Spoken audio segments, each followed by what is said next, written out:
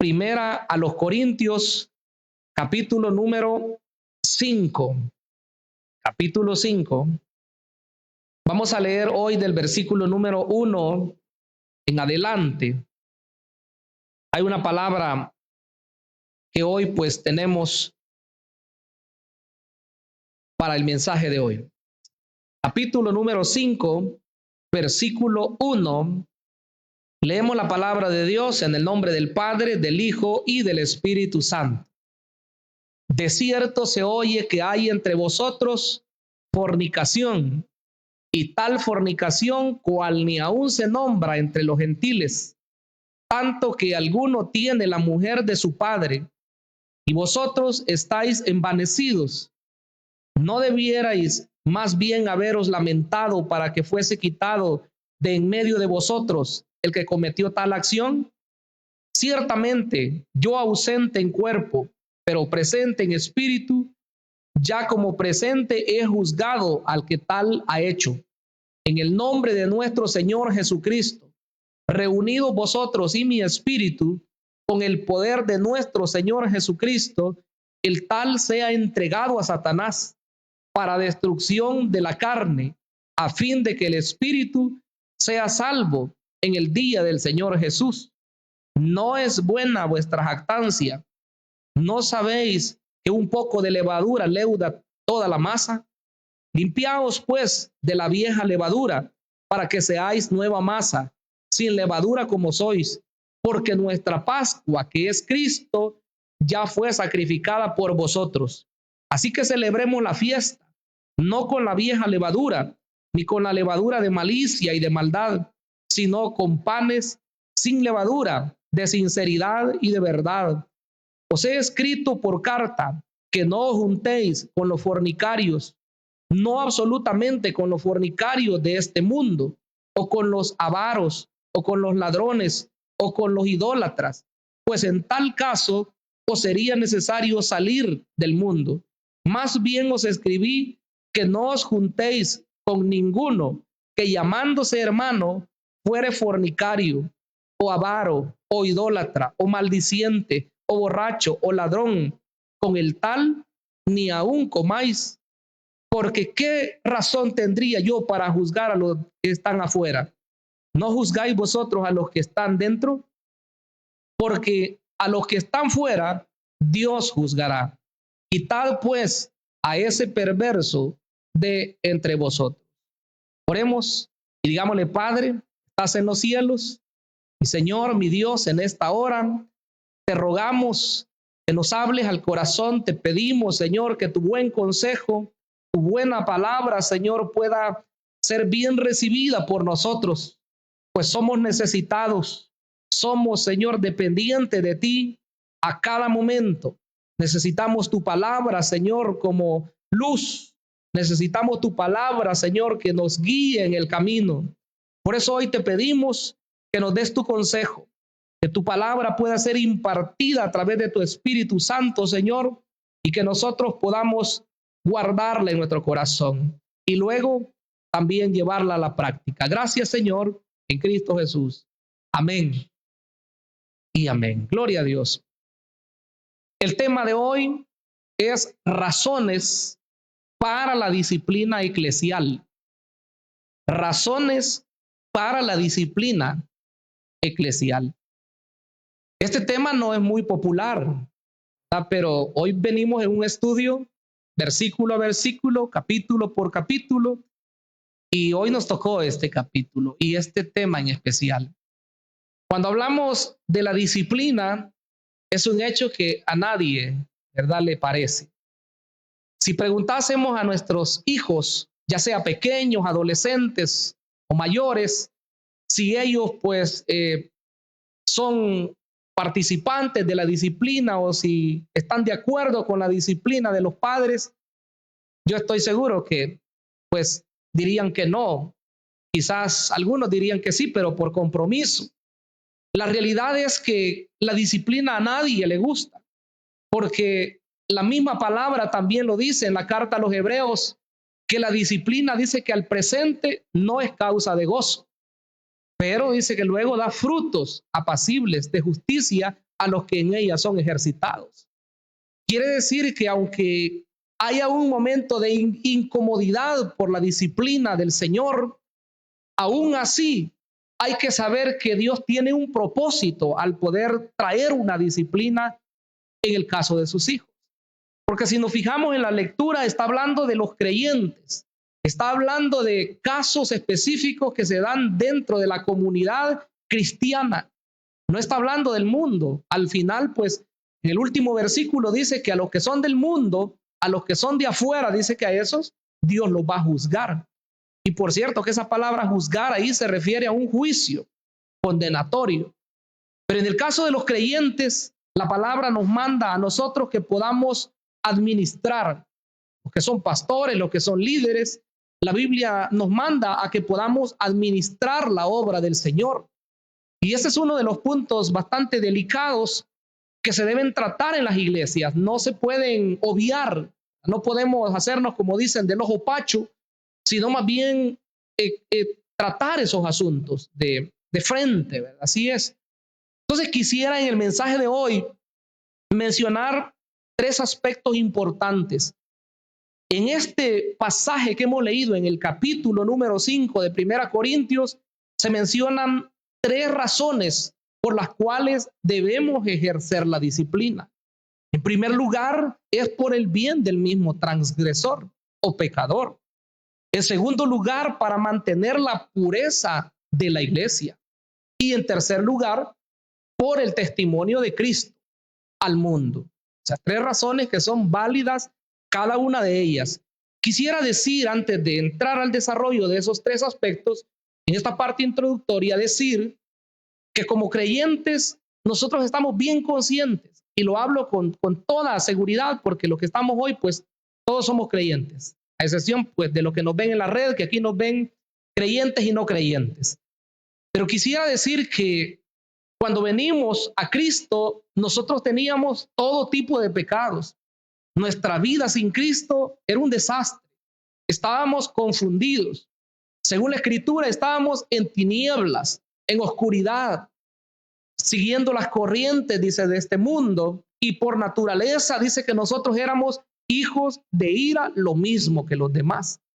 Entonces, no era extraño que las personas en su vida moral tuvieran un desorden, que ellos vivieran como se les antojaba. Y uno conoce casos, ¿verdad?, de familias que tienen su vida muy, muy desordenada. Pero eso es sin Dios. Eso es las personas que viven según su antojo, que hacen las cosas como ellos quieren. Pero venidos a Cristo, mis estimados hermanos, nos dimos cuenta que las cosas son diferentes, ¿verdad? Nuestra vida cambió. El Señor perdonó nuestros pecados. Nos arrepentimos, venimos a Él y le dijimos: Señor, perdóname por haber hecho de mi vida algo sin sentido. Perdóname por haber desviado el propósito que tú tienes para conmigo. Y claro, el Señor en su misericordia nos perdonó. El Señor hizo obras preciosas, porque hermanos, tenemos un Dios que no es un juez ahí, ¿verdad?, que está todo enojado así y viendo si la persona viene ya ahí con un pecado o con una dificultad y condenarlo así por así. No, nuestro Dios no es así. Cuando veníamos nosotros necesitados, cuando veníamos en miseria, veníamos en bancarrota espiritual, hermanos, nuestro Dios abrió sus brazos de amor. Nuestro Dios nos mostró su misericordia, y gracias a esa misericordia oímos el mensaje salvador de Jesucristo.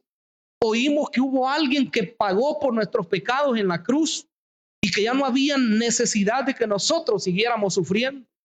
Al recibir ese mensaje, al oír ese mensaje de salvación, hermanos, nuestro ser cambió, y esa tristeza que había en el corazón, ese desánimo, ese lloro, ese luto que había en el corazón fue cambiado. Y desde el día en que venimos a Cristo, nosotros podemos decir con toda seguridad que somos las personas más felices en esta tierra, porque al que Cristo cambia, jamás vuelve a ser la misma persona. Hoy hemos sido libertados para darle la gloria, la honra, la alabanza al que vive y permanece para siempre. Bendito sea el nombre maravilloso de Cristo nuestro Señor.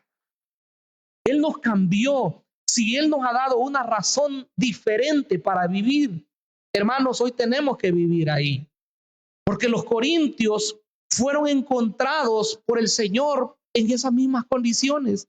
Eran idólatras, tenían un sinfín de dioses, tenían varios conflictos, pleitos, y bueno, aunque eran una iglesia que ejercía los dones espirituales, pero podemos ver que tenían carnalidades.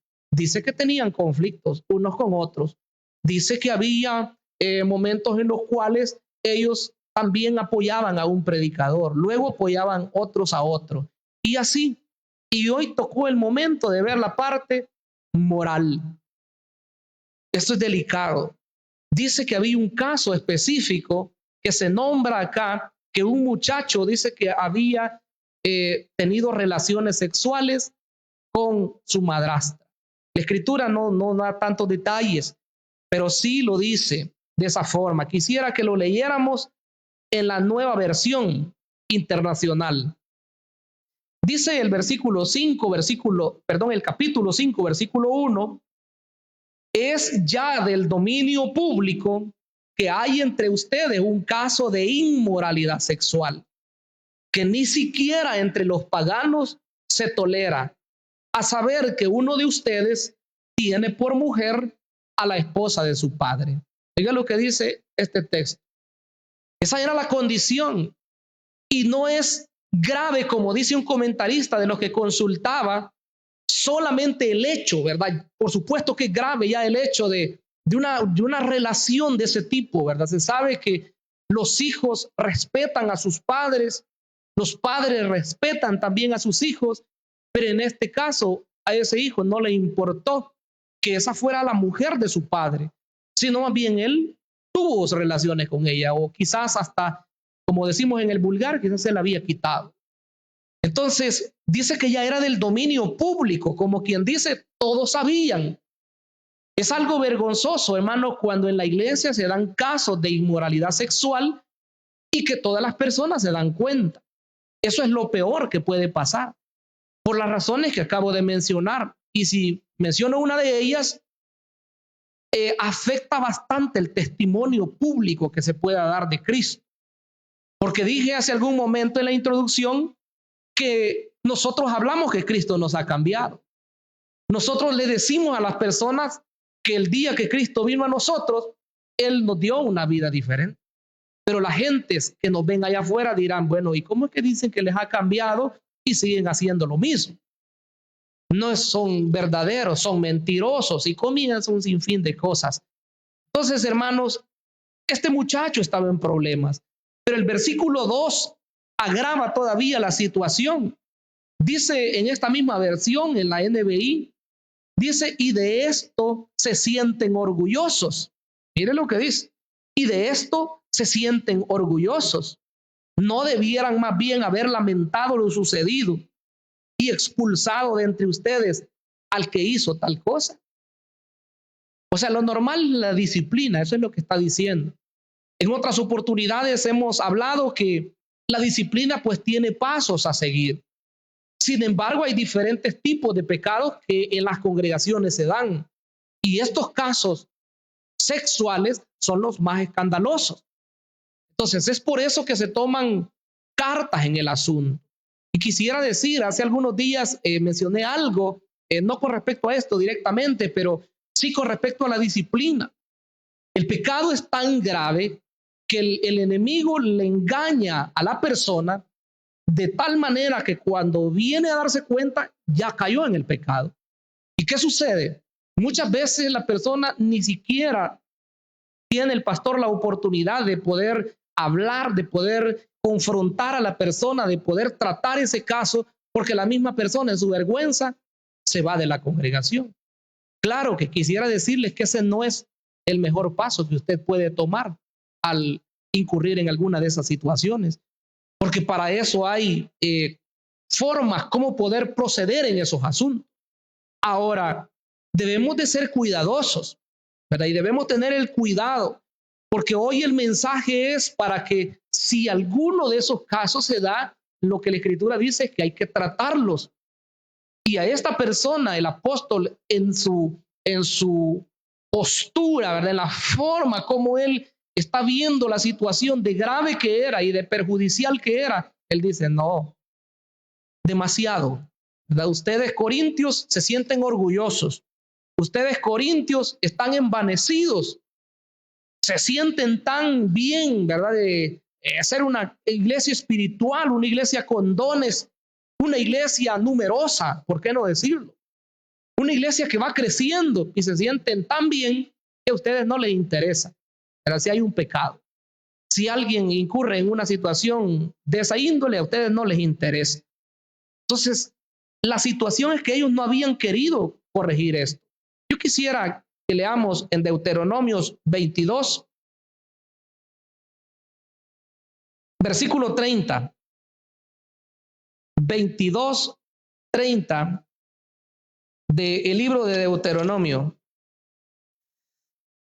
Dije hace un rato que ese tipo de relaciones son ilícitas. Por cierto, en su casa usted puede leer con detenimiento el capítulo 18 del libro de Levíticos, a leer las relaciones prohibidas, ¿verdad? Entre padre e hijos, entre hermanos en sangre, entre primos, entre tíos.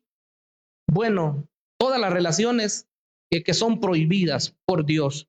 Pero quiero que leamos Deuteronomio 22:30. Mire lo que dice. Ningún hombre, ¿cuántos dice ahí? Ninguno, ¿verdad? Ningún hombre tendrá relaciones íntimas con la esposa de su padre y que, ya que usurpa, dice, sus derechos de esposo. Ningún hombre tendrá relaciones íntimas con la esposa de su padre, ya que usurpa sus derechos de esposo. Es una de las relaciones prohibidas. Entonces, cuando Pablo está corrigiendo la situación allá en el Nuevo Testamento, él no está inventando nada. Él solamente está aplicando lo que Dios ya había dicho al principio. Entonces los corintios estaban en un error al no corregir este asunto. Y por eso Pablo da su veredicto. Quiero que vean en el versículo número 3, comienza Pablo a dar su veredicto. ¿Qué se debe de hacer? Leo hoy la Valera 60. Ciertamente yo como ausente, dice, en el cuerpo, pero presente en espíritu, ya como presente he juzgado al que tal cosa ha hecho. En el nombre de nuestro Señor Jesucristo, reunidos vosotros y mi espíritu, con el poder de nuestro Señor Jesucristo, el tal, ese versículo 5 es el grave, el tal sea entregado a Satanás para destrucción de la carne, a fin de que el espíritu sea salvo en el día del Señor. Ese versículo es complicado, no tanto porque no se entienda, sino por lo que significa. Dice que esa persona que cometió inmoralidad sexual sea entregada a Satanás. ¿Sabe lo que significa? Significa excomunión de la iglesia. Significa ser sacada del contorno de la comunidad cristiana. Es por eso que algunos de nuestros hermanos en algunas denominaciones no andan con reparos. Ahí si alguien incurre en una falta, fuera de una sola vez.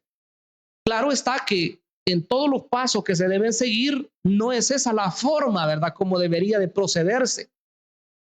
Esos casos llegan a ese punto cuando el ofensor o cuando el pecador se ha llamado una vez a consejo, otra vez a consejo, diferentes veces, y la persona no quiere corregir la situación.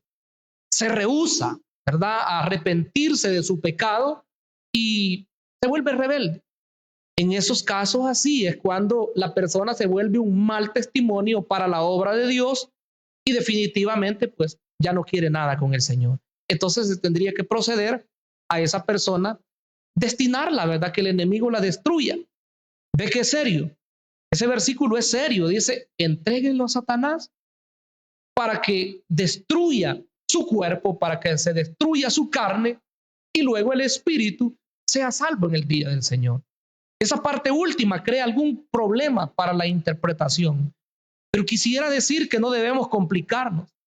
Lo que está diciendo es que una vez la persona sale y, como se dice, ¿verdad?, comienza a dar rienda suelta a sus deseos. Porque nosotros como cristianos, hermanos, no solo como pastores, sino también quiero recomendarles que como creyentes, como hijos de Dios, usted no deseche a las personas. Nosotros no somos llamados a señalar, ¿verdad?, o a decir, fulano, ¿verdad?, ya falló, lo que merece es que el diablo se lo devore o que vaya al infierno o ya no tiene perdón. Eso no nos corresponde a nosotros. Eso le corresponde a Dios. Ahora, cuando la persona voluntariamente decide ya no estar bajo la protección de Dios, ¿verdad?, morando bajo la sombra del Omnipotente, como la Escritura dice, se va al mundo y comienza a hacer y a deshacer. En este caso son pecados sexuales, pero pudiera ser de otra índole, porque hay personas que les encanta el aguardiente, o les encantan las drogas, o les encantan las parrandas, o les encanta cualquier otro pecado. Entonces, si la persona ya no quiere estar en la congregación y comienza afuera a andar en todo tipo de pecados, ¿y qué? Si a mí nadie me va a decir nada, ¿qué pastor ni qué nada, ¿verdad? ¿Y qué líder o qué hermano que me quiera aconsejar? Tranquilo, ahí déjenlo, o ahí déjenlo. Ya vendrá el momento en el cual Dios va a ejecutar su sentencia. Y eso es lo más grave, ¿verdad? Porque una persona que prácticamente se rebela contra Dios, porque no es contra nosotros, se rebela contra Dios y decide vivir su vida en pecado, a rienda suelta, llegará un momento, si es verdadero creyente, que el enemigo, mire, lo va a agarrar y lo va a hacer de todo tipo. Y hay personas que vienen, mis estimables hermanos, con enfermedades incurables, regresan arrepentidos ya en sus últimos momentos. Hay personas que esperan que les pase algo grave para poder entender que le han fallado al Señor. ¿Qué necesidad hay de eso? No hay necesidad de eso. Pero como muchas personas así quieren. Hace tiempos, un hombre, un pastor me comentaba una situación. Él decía, evangelizando a un joven, decía, a mí no me hablen de Dios, decía él, yo no quiero nada.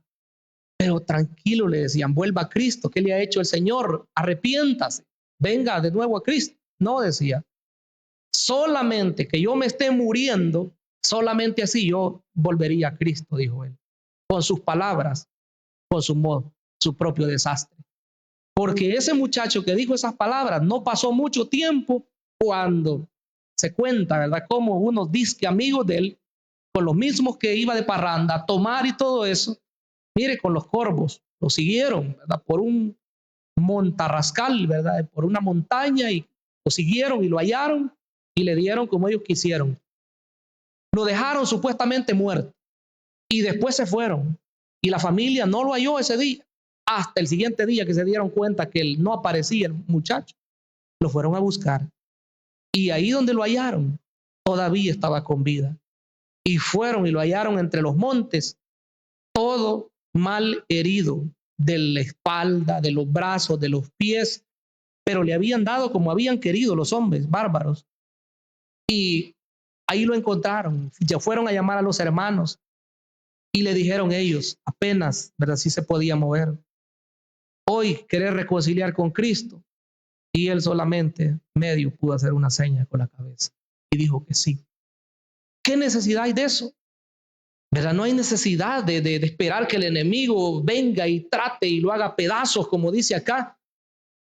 Por eso es que la parte última de ese versículo 5 dice, para que el espíritu sea salvo en el día del Señor. Será salva la persona, pero si se arrepiente de su pecado. Si la persona muere en su pecado, nadie le garantiza salvación.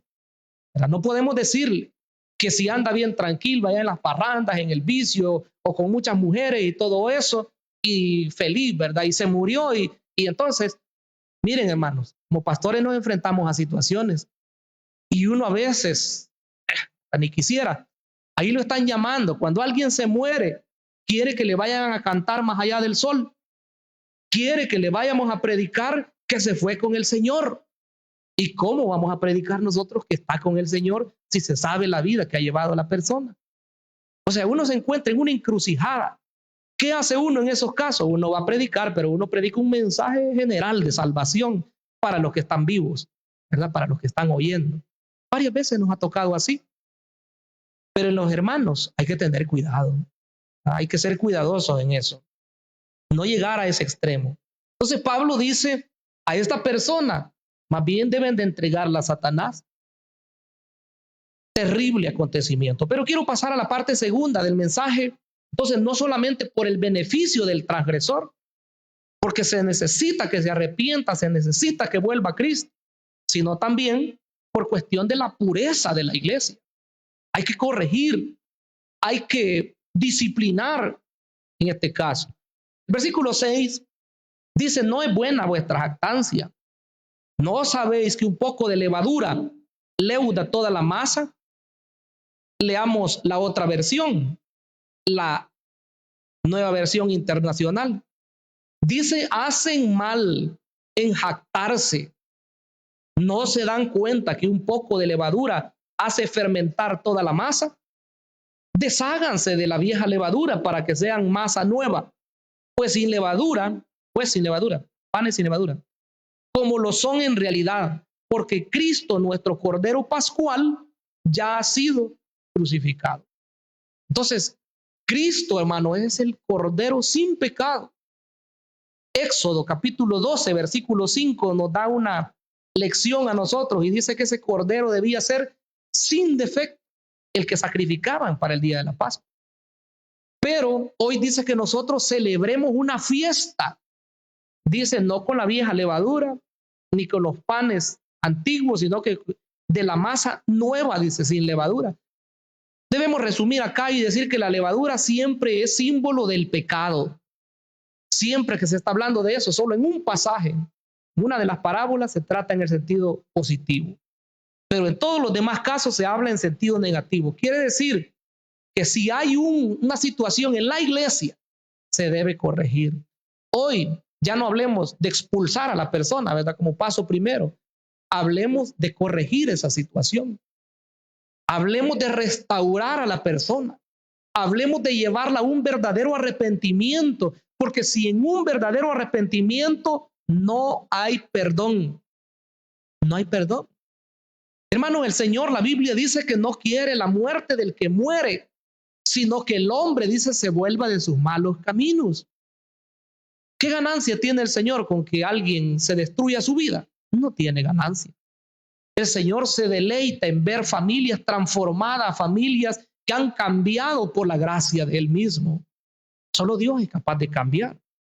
Entonces, quiero que veamos acá un pasaje en Gálatas, capítulo 5, versículo 9. Mire lo que dice la palabra del Señor. Un poco de levadura leuda toda la masa. Vuelve a repetir, es siempre escrito del apóstol Pablo. En este sentido, como quien dice, ¿verdad? Si una persona incurre en un pecado y nadie dijo nada, principalmente las autoridades, si las demás personas se dan cuenta, luego van a decir, entonces quiere decir que aquí se puede hacer eso. Quiere decir que aquí no hay problema. Yo puedo pecar libremente y no pasa nada. Entonces otra persona lo hace. Si lo hace una segunda, entonces, se dan cuenta entonces que aquí no pasa nada. Entonces, aquí no se molestan que se haga ese tipo de pecado. Entonces, como que todo se arruina, pues, ¿verdad? La santidad o lo que el Señor pide de su iglesia se está dejando de lado. Y esa no es la voluntad del Señor. Leamos en el libro de Éxodo, capítulo 13, versículo 7.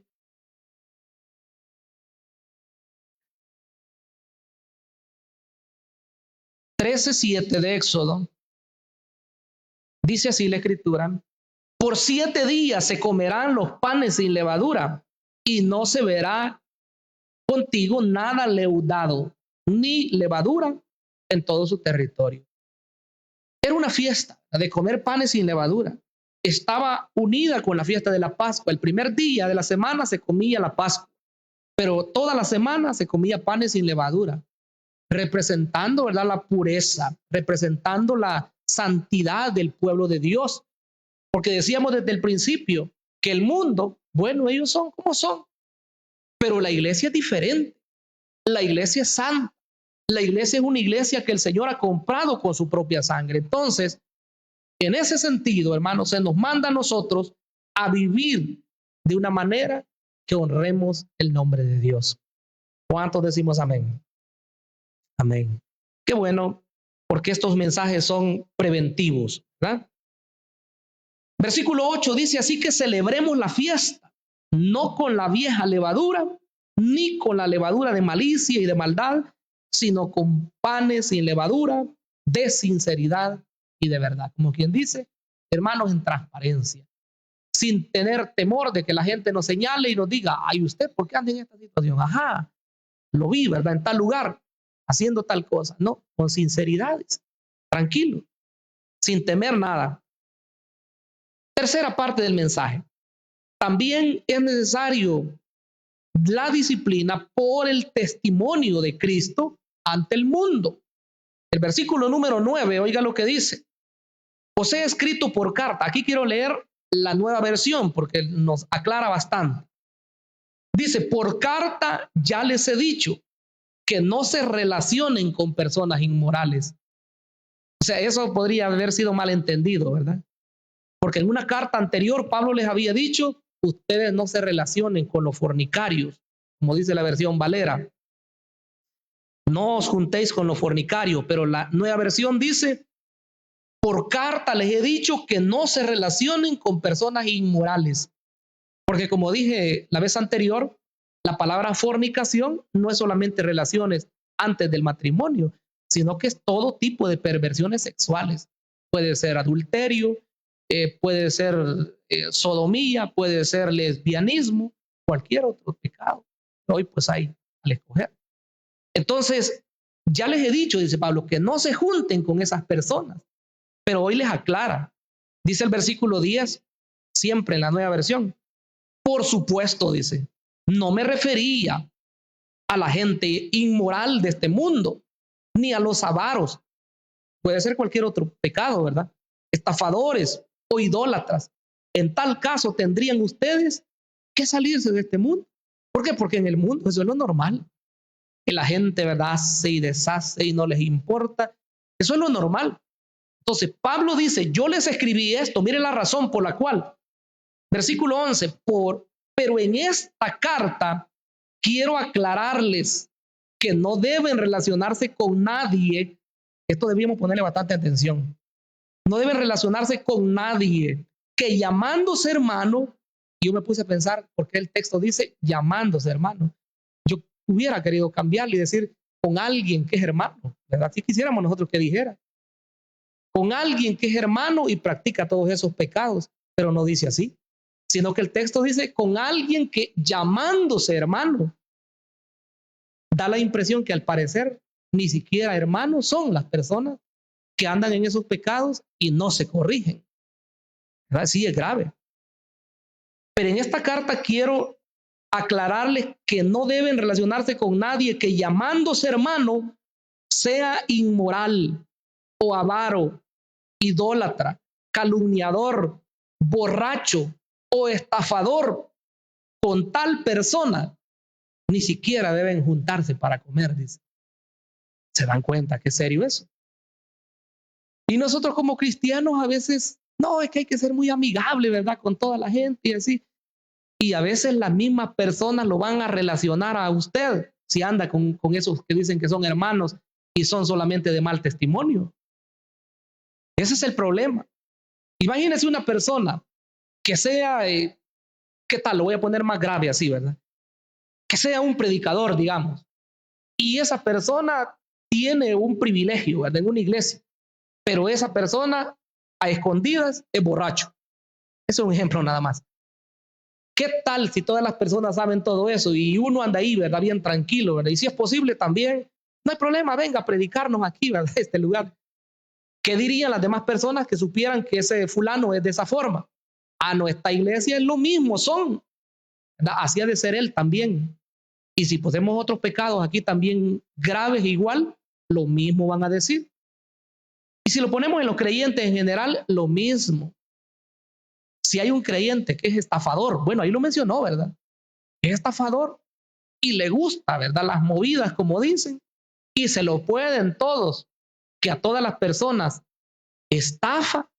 Y si usted es muy amigo con esa persona y anda junto con él para un lado y para otro, miren, dice, esos hermanos son tramposos y comienza la gente a decir malas cosas. Quizás usted no es así, pero como anda con el otro que es así, entonces la gente dice, esos son tramposos, son así. Por eso es que dice acá que no hay que relacionarse con esas personas, porque el Señor quiere que nosotros seamos apartados para Él. Ni siquiera coman, dice. Para los judíos el comer era algo bien delicado, era un símbolo de tener comunión plena con esas personas. Bueno, y yo siempre lo he dicho, ni siquiera nosotros, con las personas que nos juntamos para comer, es porque las apreciamos de verdad. Con las personas que estamos juntos ahí a la mesa, es porque las consideramos familiares, amigos o gente cercana a nosotros. Entonces, hermanos, debemos ser cuidadosos con eso. Y finalizo. En los versículos 12 al 13, Pablo dice que a los que están allá afuera, ¿acaso me toca juzgar? Dice a mí, ¿acaso me toca a mí juzgar a los de afuera? Pregunta. La respuesta es no. No son ustedes los que deben juzgar a los de adentro, les dice a los hermanos de Corinto, porque habían pastores, habían líderes, y finaliza diciendo, Dios juzgará a los de afuera. Y me aflige eso, dice, expulsen al malvado de entre ustedes, para que no quede ninguna duda. Lo dijo en el versículo 2, lo dijo en el versículo 5, lo dijo en el versículo 7 y lo finaliza diciendo en el 13. Corrijan, expulsen a esa persona.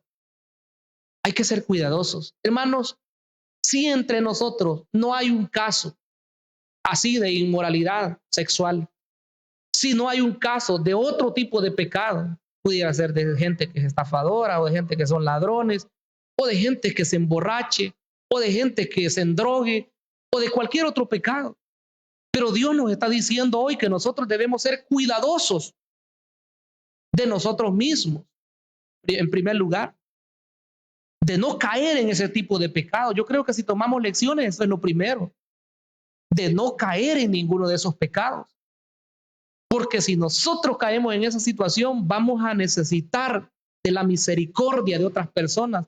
Vamos a necesitar que alguien más nos tienda la mano para que nos puedan restaurar. Pero ¿qué si en el momento del pecado nos volvemos rebeldes? Porque alguien bien pudiera decir, no, es que yo así de escondidita, solo voy a hacer aquello y después me voy a arrepentir. Eso es lo que el enemigo le susurra al oído. Pero ¿qué tal si ya cayendo en el pecado el enemigo lo atrapa y ya no puede salir de ahí? Ahí está el detalle. Y después le gustó.